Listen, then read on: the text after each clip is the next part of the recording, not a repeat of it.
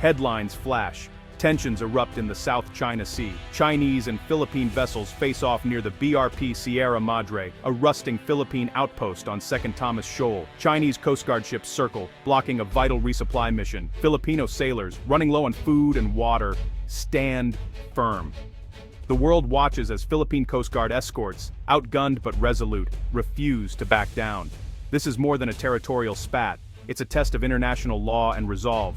The Philippines' claim is backed by a 2016 tribunal ruling. China rejects it, asserting control over nearly the entire sea. Suddenly, a U.S. aircraft carrier appears on the horizon, the USS George Washington. Its presence signals American support and a warning to Beijing intimidation won't go unanswered. The standoff is a microcosm of a larger struggle for freedom of navigation and regional stability. For years, Manila's military was seen as weak. Old ships, outdated planes. But that's changing fast. The Philippines is building a shield, new weapons, new technology, and new alliances. The drama at 2nd Thomas Shoal marks a turning point. Manila is no longer standing alone. A quiet revolution is underway. The Philippines is transforming from underdog to credible power. The world is watching as a nation once overlooked prepares to defend its sovereignty. The stakes are high, and the message is clear. The Philippines is pushing back. The Sierra Madre standoff is just the beginning of a new era in the Indo-Pacific. The region's future may hinge on what happens next. The Philippines is ready to meet the challenge. The world's attention is fixed on these contested waters. The outcome here could shape the balance of power for years to come.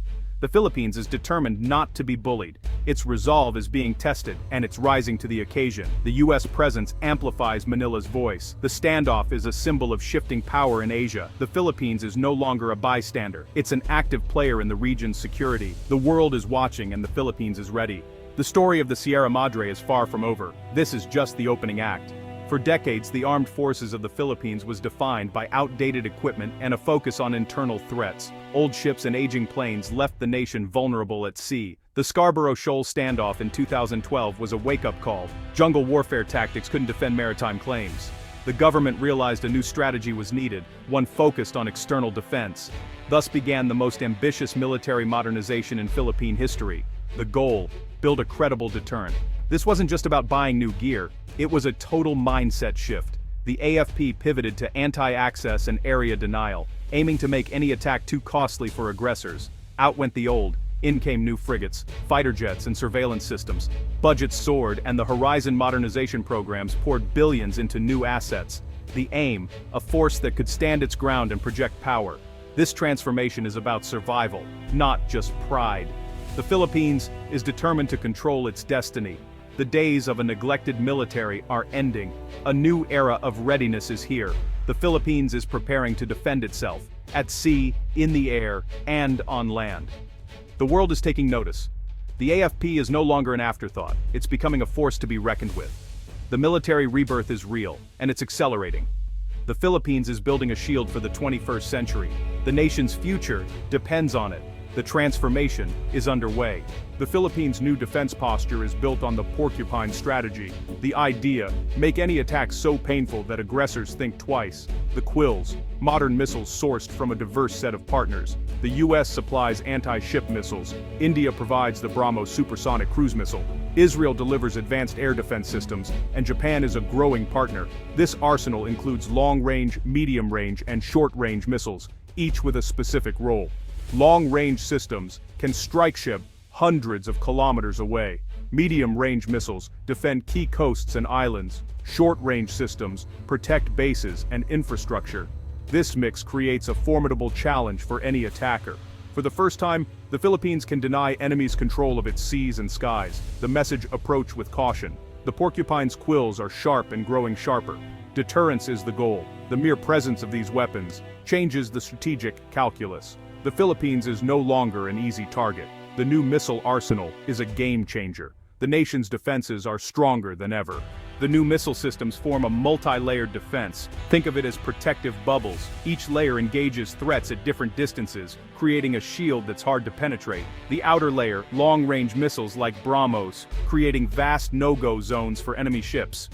The middle layer, mobile, medium-range systems defending strategic areas. The innermost layer, short-range air defense, like Israel's Spider, protecting critical infrastructure. Together, these layers create a resilient network. No single attack can break through easily. The system is flexible. Missiles can be moved where needed. This layered approach is modern, robust, and effective.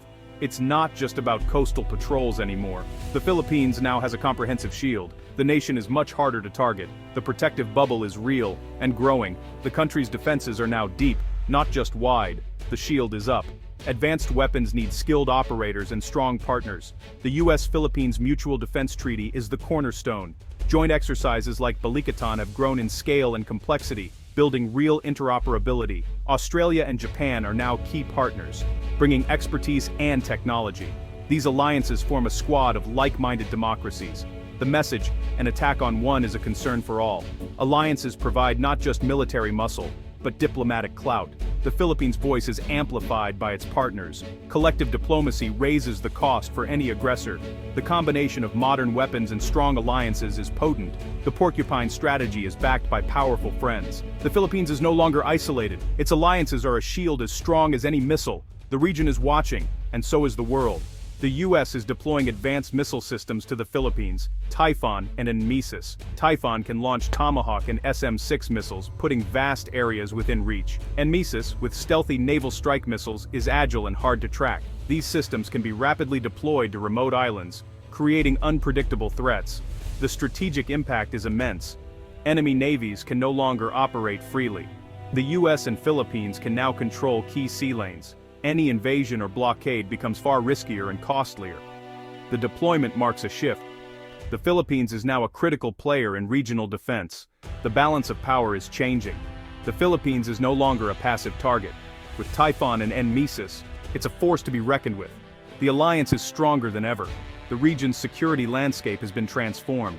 The Philippines is forging new partnerships with Israel and India. Israel's Spider system provides mobile, rapid air defense against a range of aerial threats. It's the shield that protects high-value assets and missile batteries. India's BrahMos is the sword, a supersonic cruise missile that's nearly impossible to intercept. 3 batteries can dominate the western coastline, deterring enemy ships. The combination of Spider and BrahMos creates a credible, multi-layered defense. Enemy ships can no longer operate with impunity. Air attacks on missile batteries become far riskier. The Philippines is sending a clear message: it's serious about defense. These new systems force adversaries to rethink their strategies.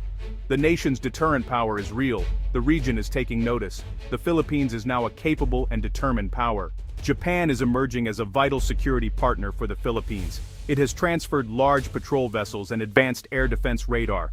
Joint exercises are growing in scale and complexity. The Reciprocal Access Agreement allows for deeper cooperation and integrated training.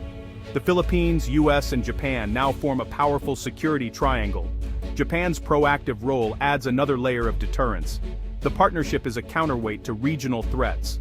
Japanese and Philippine forces are building real interoperability. The rising sun now casts a protective light over the region. The alliance is stronger than ever. The Philippines' geography, once a weakness, is now a strength. Thousands of islands provide perfect hiding spots for mobile missile launchers. This makes targeting by adversaries nearly impossible. The Philippines can now control key sea lanes, including the Luzon Strait. Its strategic location makes it a gatekeeper, not a bystander. China must now account for a Philippines that can fight back. Deterrence is working. The balance of power is shifting. The Philippines is shaping its own destiny. Modern arms and strong alliances have transformed the nation. The tense standoffs will continue, but the Philippines is ready. The shield is up, the alliances are strong, and the nation's spirit is unbreakable. A new dawn for defense has arrived in the Indo-Pacific. The Philippines stands at its heart.